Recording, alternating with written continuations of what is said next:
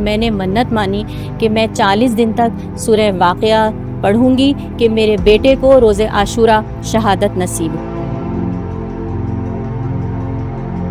کل ہم نہ کچھ کھائیں گے اور نہ کچھ پئیں گے، اور اپنے مولا کی یاد میں ہم بھوکے پیاسے رہیں گے، فاقہ کریں گے، اور اس کے بعد ہم دشمن کے گھیرے کو توڑ دیں گے۔ اور جب ان کی والدہ کو ان کی شہادت کی خبر دی گئی تو ان کی والدہ نے سب سے پہلے یہ پوچھا کہ جب میرے بیٹے کی شہادت ہوئی ہے تو وہ کون سا دن تھا۔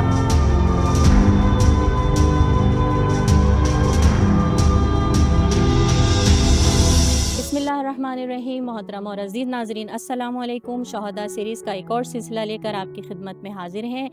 آج ہم ایک ایسے شہید کا واقعہ بیان کریں گے کہ ان کی شہادت بھی روز عاشورہ ہوئی، اور یہ ہیں شہید محمود اخلاقی۔ شہید محمود اخلاقی جن کے دل میں بچپن سے ہی امام حسین علیہ السلام کی مانند شہادت پانے کا جذبہ پروان چڑھ رہا تھا، اور ان کے دل میں اہل بیت علیہ السلام سے والہانہ لگاؤ تھا۔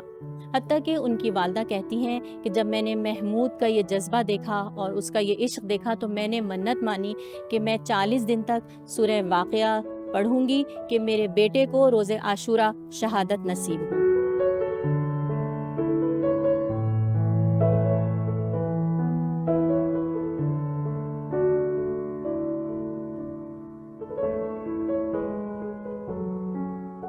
تاکہ جب میں اپنے بیٹے پر گریہ کروں تو میرا وہ گریہ حسینی رنگ و بو لیے ہوئے ہو۔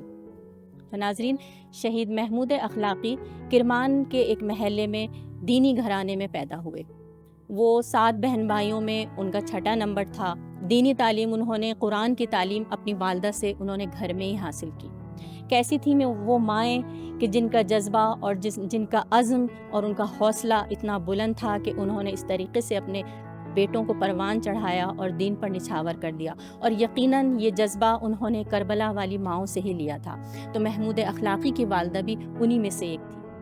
جب انہوں نے اپنے بیٹے کا یہ جذبہ دیکھا بچپن سے ہی تو انہوں نے ان کی تربیت اس طرح سے کی کہ جب انقلاب کی کامیابی کے بعد اور جب صدام نے جنگ مسلط کی اور محاذ پر جانا شروع کیا جوانوں نے، تو انہوں نے بھی اپنے جوان کو روانہ کر دیا۔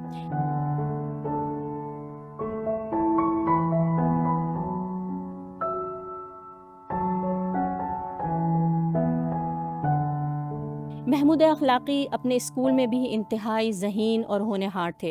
انہوں نے ہائی اسکول بھی اچھے نمبروں سے پاس کیا، اور وہ اتنے خوش اخلاق اور اتنے خوش مزاج تھے کہ اسکول میں تمام ٹیچرز بھی ان سے متاثر تھے۔ یہ وہ دور تھا کہ جب انقلابی سرگرمیاں اپنے عروج کو پہنچ چکی تھیں اور شہنشاہیت کے خلاف گلی گلی اور محلے محلے نعرے لگنے شروع ہو گئے تھے۔ شہید محمود اخلاقی بھی انقلابی جذبے سے سرشار محلے میں اپنے ساتھ جوانوں کو جمع کرتے، اور انہوں نے شہنشاہی جھنڈے کو آگ لگایا اور مختلف جگہوں پہ انہوں نے شہنشاہیت کے خلاف مظاہرے کیے۔ اس کی وجہ سے وہاں کی جو پولیس تھی اور ایران کی شاہ کی جو انٹیلیجنس ایجنسی تھی ساواک، ان کی نظروں میں بھی آ گئے اور کئی دفعہ گرفتار بھی کیے گئے۔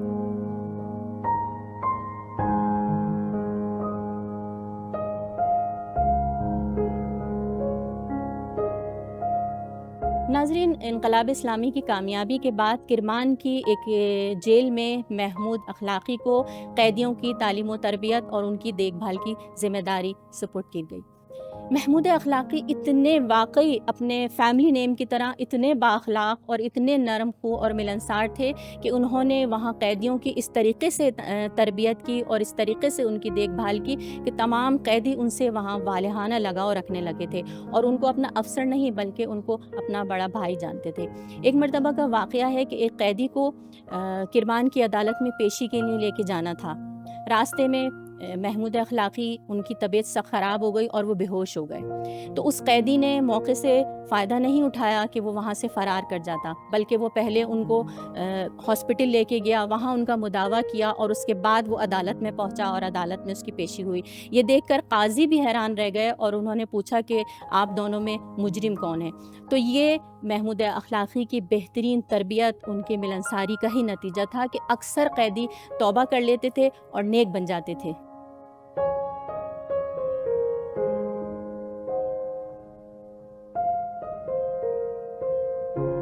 محترم اور عزیز ناظرین، یوں تو شہداء کے حوالے سے بہت کچھ ہے کہنے کے لیے، اور شہید محمود اخلاقی کی بھی جب ہم زندگی کو دیکھتے ہیں اور ان کی شخصیت کو دیکھتے ہیں تو ان کی شخصیت کے بہت سے باب ہیں یہاں پہ بیان کرنے کے لیے کہ جو جوانوں کی زندگی کے لیے مشعل راہ ہیں، لیکن کیونکہ وقت محدود ہوتا ہے تو اس وجہ سے ہم ہر شہید کے حوالے سے بہت ہی اہم اور بہت ہی مختصر یہاں پہ بیان کر پاتے ہیں۔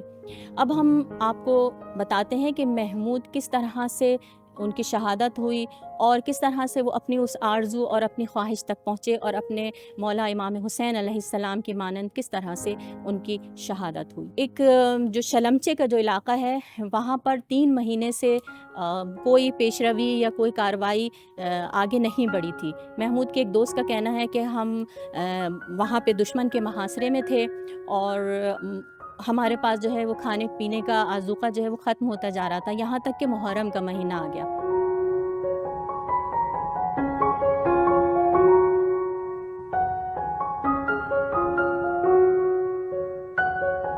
جب محرم کا مہینہ آیا تو شب عاشور محمود نے ہم سب کو وہاں پہ جمع کیا اور اس نے کہا کہ اب ہمیں کل کچھ نیا کر کے دکھانا ہے، اور کل ہم نہ کچھ کھائیں گے اور نہ کچھ پئیں گے، اور اپنے مولا کی یاد میں ہم بھوکے پیاسے رہیں گے، فاقہ کریں گے، اور اس کے بعد ہم دشمن کے گھیرے کو توڑ دیں گے۔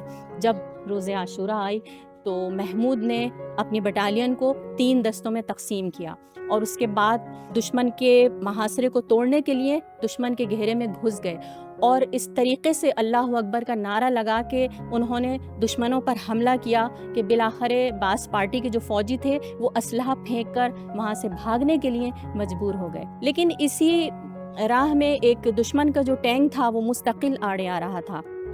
محمود نے جب یہ دیکھا تو وہ اس ٹینک کو منہدم کرنے کے لیے آگے بڑھے۔ ہم انہیں آوازیں لگاتے رہے، لیکن محمود جب اس ٹینک کو منہدم کرنے آگے بڑھے تو اس ٹینک کی گولہ باری سے محمود کا جسم جو ہے وہ ٹکڑے ٹکڑے ہو کر اس خاک پر بکھر گیا، اور اس طرح سے محمود شہادت پائی انہوں نے، اور اپنے آغا اور مولا امام حسین علیہ السلام کی مانند بھوکے پیاسے روز عاشورہ جام شہادت نوش کر گئے۔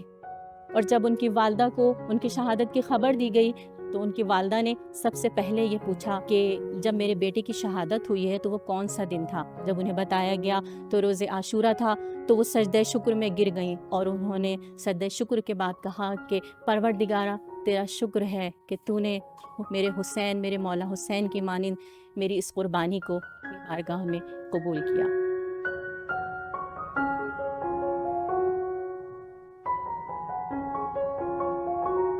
انشاءاللہ پاک پروردگار ہمیں بھی شہادت کے راستے پر چلنے کی توفیق عنایت فرمائے۔